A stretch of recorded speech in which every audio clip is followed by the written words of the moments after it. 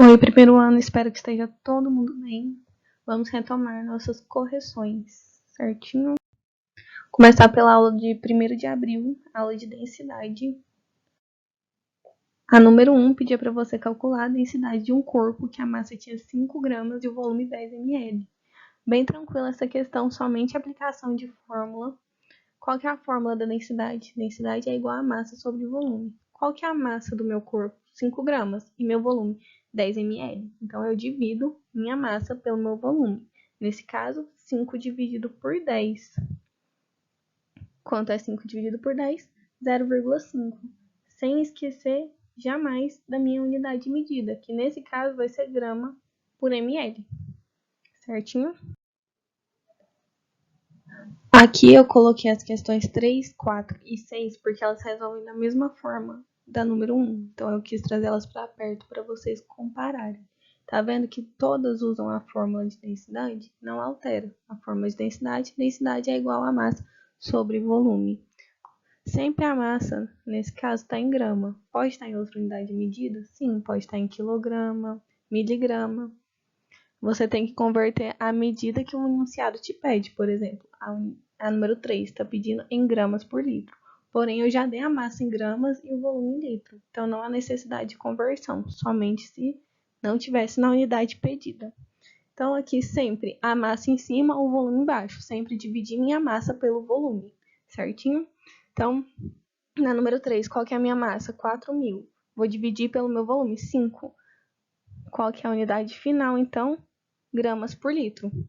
Número 4, minha massa 30, meu volume 300. De novo, 30 dividido por 300, 0,1 gramas por litro.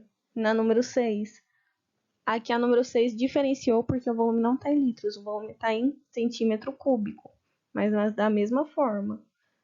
Densidade é igual a massa sobre volume. Minha massa, 1.360 gramas, ocupando um volume de 100 centímetros cúbicos. Então, dividir minha massa pelo volume, a diferença aqui vai ser só a unidade de medida. Já na número 2, ela se diferenciou das questões que eu já citei por não usar a fórmula. Ela é uma questão de análise sobre as diferenças de densidade. Vou ler o enunciado, né? Ao colocar no mesmo recipiente 3 líquidos distintos, observou-se que o líquido A ficou por cima, o líquido B no meio e o líquido C por baixo. Por que isso aconteceu? A gente fez um experimento desse no laboratório. O líquido que fica por baixo no recipiente, por que isso acontece? Acontece porque ele é mais denso, né? Ele tem uma densidade maior. O que fica por cima de todos tem a densidade menor. E o que fica no meio tem a densidade intermediária. Número 5 e 7, da mesma forma, análise de densidade. A densidade maior vai ficar por baixo, a densidade intermediária no meio e por cima a densidade menor. Se tivesse mais líquidos, você iria analisar cada densidade, certo? E sempre a maior densidade embaixo e a menor densidade em cima. Na número 5, a água com 1 grama por centímetro cúbico, o benzeno com 0,9 gramas por centímetro cúbico, o clorofórmio com 1,53 gramas por centímetro cúbico. Então, como é que ficaria? O clorofórmio por baixo de todos, porque ele é o que tem a maior densidade, em cima dele a água, e em cima da água o benzeno, que tem a menor densidade. Número 7. Um sólido flutuará num líquido que for mais denso que ele. O volume de uma amostra de calcita, pesando 35,6 gramas, é 12,9 centímetros cúbicos. Em qual dos seguintes líquidos haverá flutuação da calcita? Tetracloreto de carbono, de densidade 1,60 gramas por centímetro cúbico.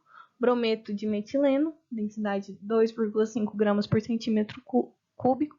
Tetrabromoetano, densidade 2,96 gramas por centímetro cúbico. E o iodeto de metileno, de densidade 3,33 gramas por centímetro cúbico. E veio de dado a densidade da própria calcita, né? 2,76 gramas por centímetro cúbico.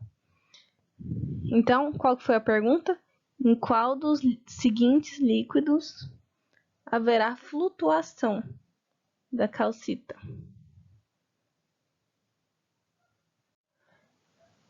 Então, eu tenho que achar aquelas substâncias que têm uma densidade maior que a calcita, ou seja, densidade maior que 2,76 gramas por centímetro cúbico. Quais substâncias são essas? O tetrabrometano, porque ele possui densidade 2,96 gramas por centímetro cúbico, e o iodeto de metileno, que possui densidade 3,33 gramas por centímetro cúbico. Assim, a gente fechou nosso conteúdo de densidade, né? A gente trabalhou em laboratório, sala de aula e agora a distância, né?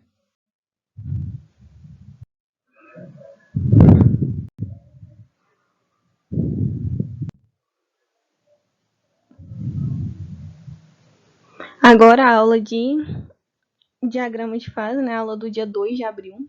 Na número 1, trouxe o diagrama de fase, um gráfico, né? Todo diagrama de fase, ele é um gráfico.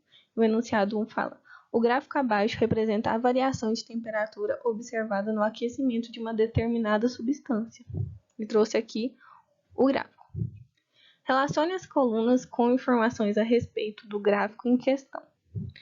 Então, trouxe aqui várias informações e você tem que correlacionar essa coluna com essa. A afirmação 1 fala: faixa de temperatura em que a substância permanece sólida. Para facilitar o entendimento, eu escrevi nas retas onde é o sólido, onde é o líquido e onde é o gasoso.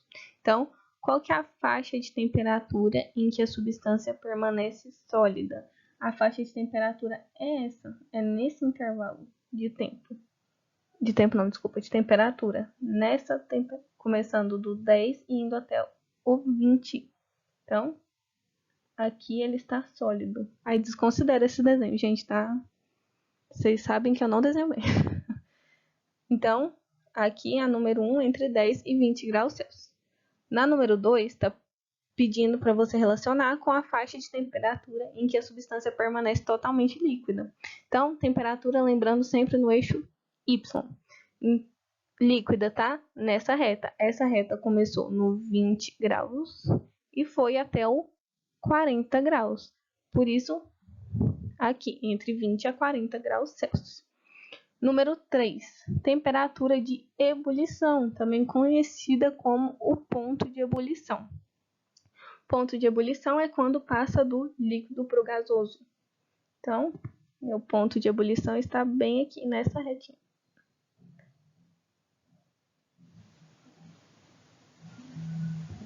Lindo. Então, 40 graus, certo? Aqui, número 3, então, na temperatura de 40 graus Celsius. Na 4, temperatura de fusão, também conhecida como ponto de fusão. Se o ponto de fusão é do sólido para o líquido, aqui vai ser o ponto de fusão. Meu Deus. Onde essa reta está? Também no 20 graus Celsius. Então, a gente vai vir aqui no parênteses do 20 graus e marcar o número 4. Já no número 5, está perguntando o tempo que a fusão demora. O tempo que a fusão demora vai ser onde ela termina menos onde ela começa. Lembrando que agora a gente está falando de tempo, então se a gente está falando de tempo, a gente vai para o eixo X, tá vendo que está indicado aqui? Vai para o eixo X. Então, a minha fusão termina no 20 minutos e começa no 10 minutos. Então, eu vou fazer essa continha. 20 menos 10, 10 minutinhos. Então, venho aqui e escrevo o número 5. Já na número 6, pergunta o tempo que a substância permanece líquida. Permanece líquida, ela começa no estado líquido a 20, com tempo 20 minutos. E ela termina, começa a passar para o estado gasoso no 40 minutos. Então, 40 menos 20, 20 minutinhos. Ok? Número 2. Uma substância sólida é aquecida continuamente. O gráfico a seguir mostra a variação da temperatura ordenada com o tempo abscissa. Professora, não sei o que é ordenada e abscissa. É só você olhar no gráfico, temperatura ordenada. A temperatura está no eixo Y e o tempo abscissa está no eixo X. Então, pediu para responder. Na letra A, perguntando qual é o ponto de fusão. Ponto de fusão, mesma coisa, né? Aqui, sólido, essa reta do líquido, e aqui teria outra reta que é o gasoso. Então, se o ponto de fusão é a passagem do sólido para o líquido, aqui é meu ponto de fusão.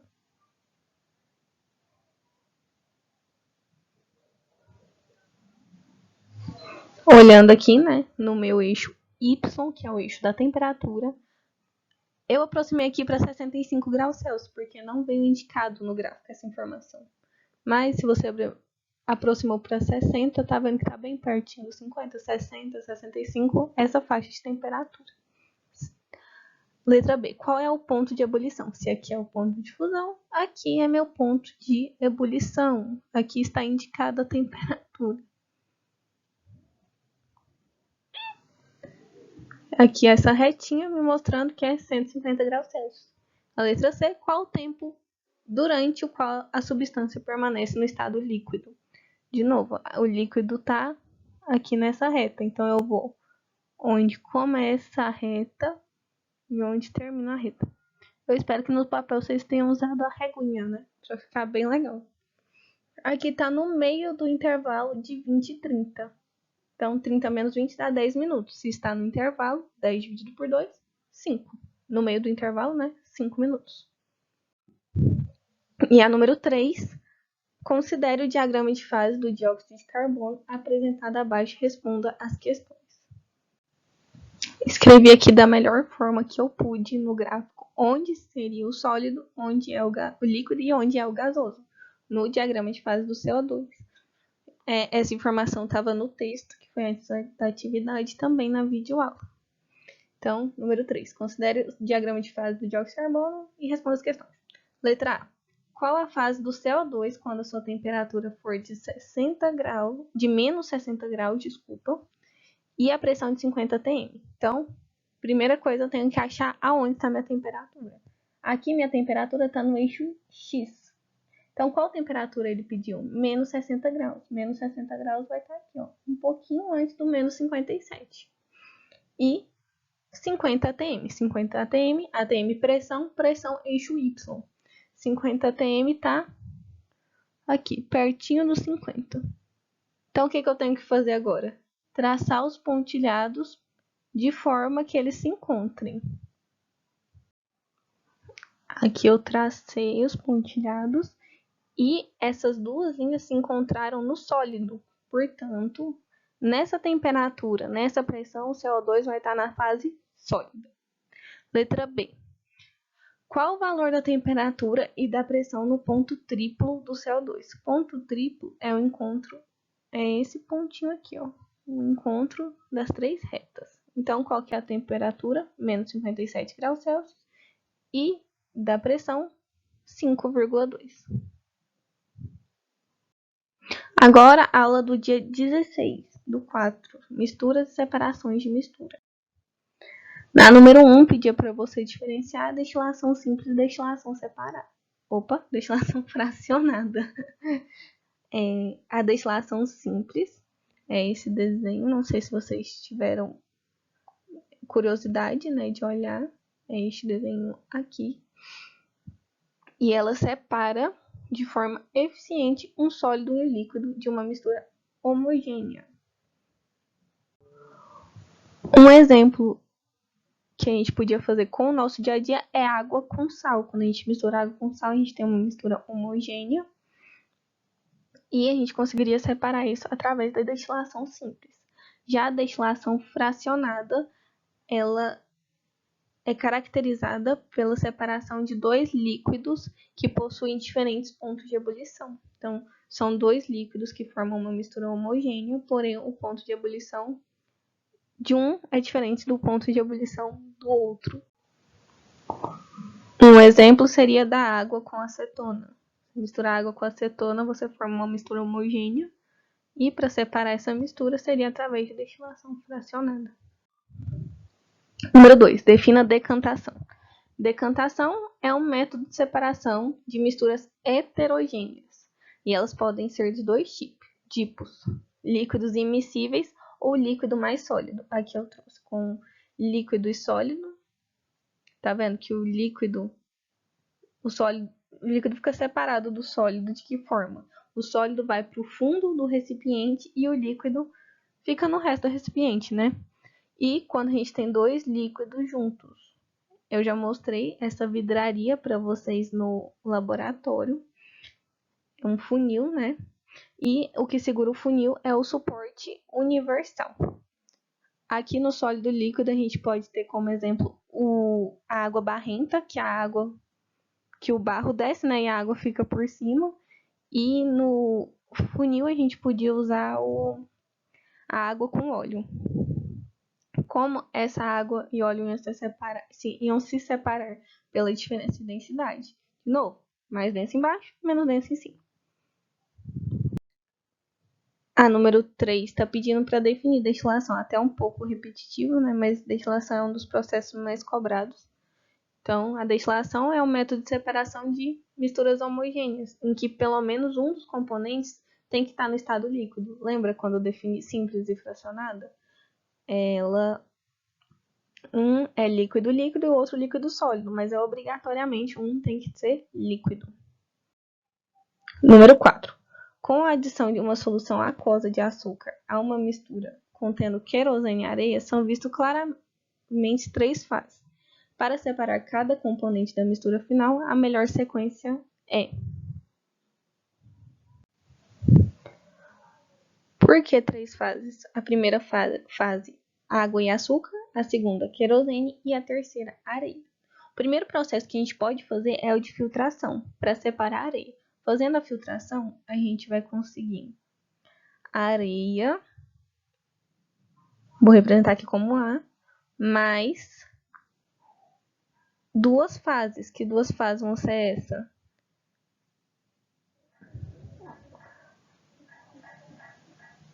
A querosene e a água com açúcar embaixo. Nossa.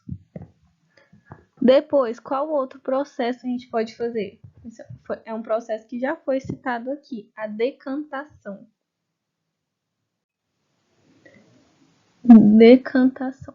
Com a decantação, a gente vai conseguir a querosene e vai continuar com um recipiente, só que agora eu vou ter uma mistura homogênea de água e açúcar.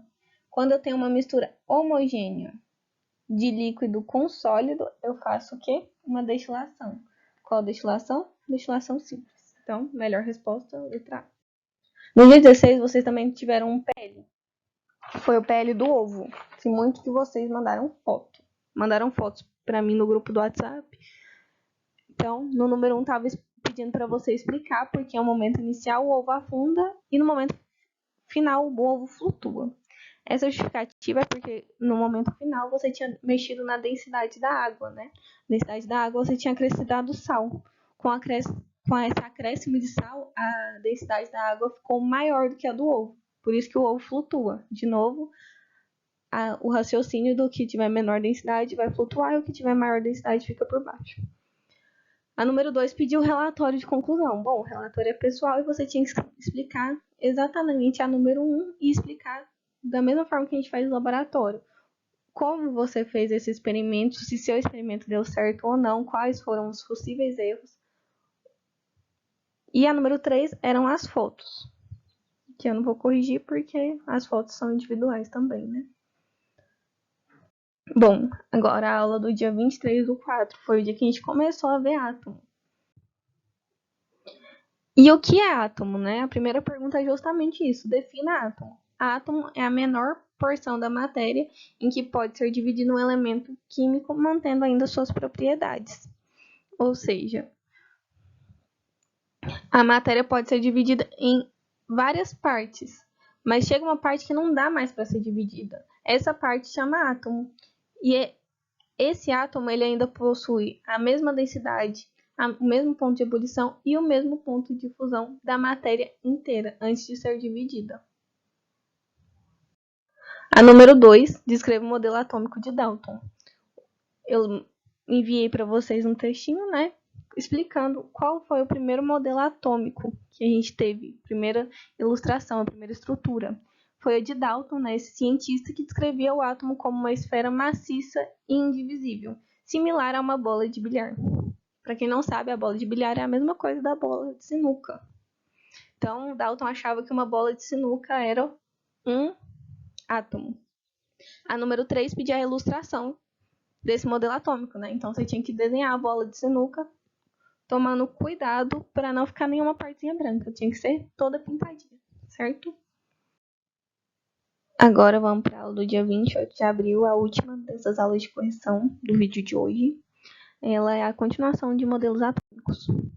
Então, na número 1, pedi a representação do modelo de Thomson. Nessa aula com vocês, eu abordei o modelo atômico de Thomson, Rutherford, Bohr. O de Thomson, ele falava que o átomo era um pudim de passas, né? As passas eram cargas elétricas que estavam entrelaçadas entre si, as cargas positivas e negativas, né? Então, aqui eu poupei vocês no meu desenho e peguei uma figurinha pronta, né? Porque a artista em mim. Já na número 2, pedia a representação do modelo atômico de Rutherford. Essa figura ela é bem comum, né? Ela é conhecida como a representação do sistema solar, né? Do átomo, é o conhecido modelo do sistema solar. Acho que todo mundo que já pesquisou alguma coisa de química viu essa estrutura. Ela é usada bastante para representar, fazer camiseta de curso, essas coisas. Mas esse é o átomo de Rutherford. A número 3 pedia para você diferenciar os modelos atômicos de Dalton, Thomson e Rutherford. Então, Dalton da atividade passada, Thomson e Rutherford dessa atividade. Com o próprio desenho você já representava, mas se você representava a diferença, né? Desculpa. Diferenciava. Mas se você resolveu fazer o texto, então você tinha que falar que para Dalton era uma bola de bilhar, né? Maciça e indivisível. Já Thomson, ele trouxe elétrons, ele trouxe a carga para o seu modelo. E o Rutherford, ele trouxe o núcleo e a eletrosfera. Então, foram essas as melhoras que eles foram fazendo no modelo atômico, né, até chegar no modelo atômico atual. A número 4 perguntava justamente sobre a eletrosfera de Rutherford. O que era essa eletrosfera? Bom, e segundo Rutherford, né, a eletrosfera é um grande nada. Como assim um grande nada? Ela é a maior parte do átomo e só tem elétrons, e esses elétrons ficam girando ao redor do núcleo. Então, é a maior parte do átomo que só tem elétrons lá. A número 5. Uma importante contribuição do modelo de Rutherford foi considerar o átomo constituído de, como eu acabei de falar, um núcleo muito pequeno de carga positiva cercado de elétrons. Aqui eu tentei fazer o desenho para justificar a escolha da questão. Tá vendo que o núcleo ele era para ser um círculo bem pequenininho e isso ao redor é a eletrosfera, onde ficam os elétrons.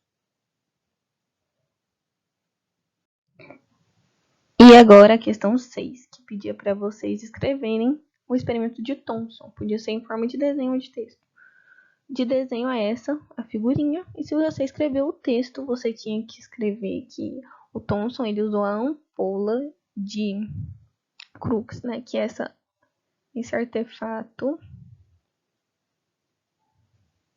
aqui que eu circulei, e que ele colocou campos elétricos e magnéticos na região externa à ampola. Então, aqui fora tinha campos, né?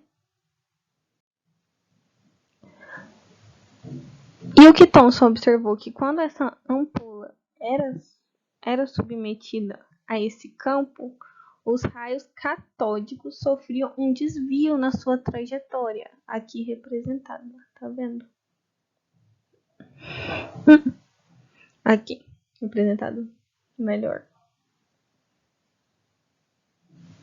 Aí. Eles sofriam esse desvio em sua trajetória. E eles iam em direção ao polo positivo. Com isso, o cientista, né, o Thomson, ele propôs 3 coisas. A primeira é que os raios catódicos possuíam massa, a segunda é que eles possuíam carga negativa.